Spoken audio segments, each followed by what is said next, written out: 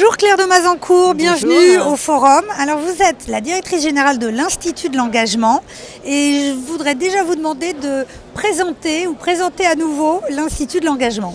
L'Institut de l'engagement, on repère des jeunes qui ont montré un fort potentiel pendant une période d'engagement et on les aide à mener à bien leur projet d'avenir. Voilà, dit comme ça, c'est très simple. En fait, ce qu'on fait, on s'est rendu compte qu'un jeune qui montre un vrai potentiel pendant ses études, eh ben, c'est génial et il va avoir des voies royales qui s'ouvrent devant lui.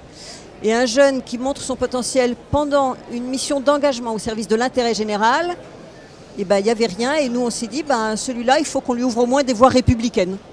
Et c'est votre mission depuis 5 ans? C'est notre mission depuis 5 ans, on s'est créé en 2012 et en 2018, maintenant on accueille 700 lauréats par an et on aide chaque année à peu près, on va dire 5000 jeunes à structurer leur projet d'avenir. Alors justement, les chiffres de l'Institut de l'engagement sont extrêmement intéressants parce qu'il y a vraiment un processus entre le nombre de jeunes qui envisagent éventuellement de vous contacter, qui téléchargent le dossier en quelque sorte pour être candidat, ceux qui commencent à le remplir. Et alors ce que vous faites, c'est que vous avez un accompagnement qui vous permet de capter et de conseiller même ceux qui n'iraient éventuellement pas jusqu'au bout. Oui, absolument. Expliquez-nous.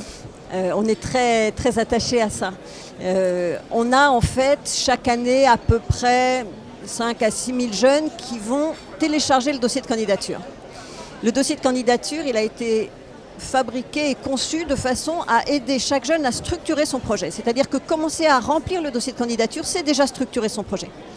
Après, dans cette démarche-là, il y a un certain nombre de jeunes qui ne vont pas aller au bout du dossier pour diverses raisons et parfois parce que tout simplement, ils ont l'impression que leur projet n'est pas encore assez abouti pour aller au bout du dossier. Et on a, on va dire, à peu près 3 000 à 4 000 jeunes qui vont aller au bout du dossier et qui vont donc avoir suffisamment structuré leur dossier pour être capables de parler de leur projet, de le présenter, d'avoir identifié un peu les difficultés, d'avoir identifié leurs atouts et d'être capable d'en parler. Nous, là-dessus, on va lire les dossiers avec nos partenaires. En fait, ce sont Alors, qui sont vos partenaires? Nos partenaires. Ils sont nombreux. Ils sont nombreux. On a à peu près 350 organismes partenaires qui sont des établissements d'enseignement, des entreprises, des associations, des collectivités, des fondations. On est ouvert à tous les types de partenaires et puis on mobilise beaucoup de bénévoles pour cette procédure d'admission, pour cette lecture de dossier. 2000 entretiens à mener, hein, c'est ça? C'est ça. On reçoit effectivement chaque année 2000 jeunes en entretien.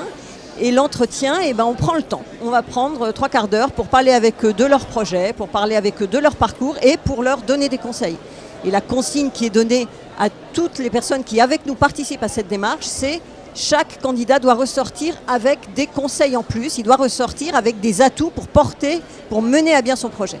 C'est un moment privilégié dans un parcours de vie, je trouve. C'est un moment privilégié pour eux parce qu'ils sont en face de personnes qui sont bienveillantes et qui sont d'autant plus bienveillantes qu'elles ne sont pas directement intéressées à l'affaire. C'est-à-dire que nous, on mobilise nos partenaires, on mobilise des bénévoles, on va mobiliser des personnes qui peut-être travaillent dans les ressources humaines dans une entreprise et qui vont se trouver en face d'un jeune mais qui ne sont pas en situation d'entretien d'embauche, pas du tout. Elles sont dans une situation où elles vont se demander, ce jeune-là a un projet, qu'est-ce que je peux lui donner comme bon conseil? Et le prof qui est ici, qui participe au jury, de la même façon, n'est pas du tout en train de recruter pour son école et pour son cours. Donc il va juste se dire, ok, ce jeune, je vois bien qu'il lui manque des compétences pour son projet, où est-ce qu'il va pouvoir les acquérir? Et ça va être pendant 3 quarts d'heure un échange pour donner confiance au jeune, lui donner des conseils et lui indiquer les bonnes voies pour arriver à porter son projet. Alors justement, puisqu'on parle du recrutement et de tout ce processus, vous avez une annonce à nous faire, c'est qu'une prochaine vague de recrutement commencera bientôt. Absolument, là on est en train de mener à bien le recrutement de la promo d'automne et les prochaines candidatures qui sont donc ouvertes à tous les jeunes qui se sont engagés dans une mission de volontariat ou dans un bénévolat un peu costaud et structurant. Et ça va ouvrir à partir de la mi-décembre, donc c'est pas dans très longtemps. Il suffit de se connecter sur engagement.fr. Je sais que votre site est en refonte, mais celui qui est là est déjà une mine d'informations. Il faut vraiment que les jeunes aillent voir et tentent leur chance en quelque sorte. Un mot pour finir sur justement votre regard sur le service civique, parce que finalement votre action est le complément ou la prolongation de ce qui s'initie parfois dans le service civique. Faut qu'il continue, non? Oui, à fond. On a effectivement, l'Institut de l'engagement a été créé dans la foulée du service civique avec cette idée que on avait un objectif de dizaines de milliers de jeunes, de 100 000 jeunes par an qui s'engagent en service civique et qu'il fallait prévoir quelque chose pour l'après. Le service civique, ça marche. On a effectivement plus de 100 000 jeunes par an qui font un service civique. Un bon nombre de jeunes s'y reconstruisent, ils reconstruisent leurs projets, reprennent leur élan vers l'avenir. Il faut qu'on en fasse un tremplin. Et ce service civique, ça marche. Donc la seule chose que je demanderais, c'est continuer. Message reçu. Merci Claire de Mazancourt. Merci beaucoup.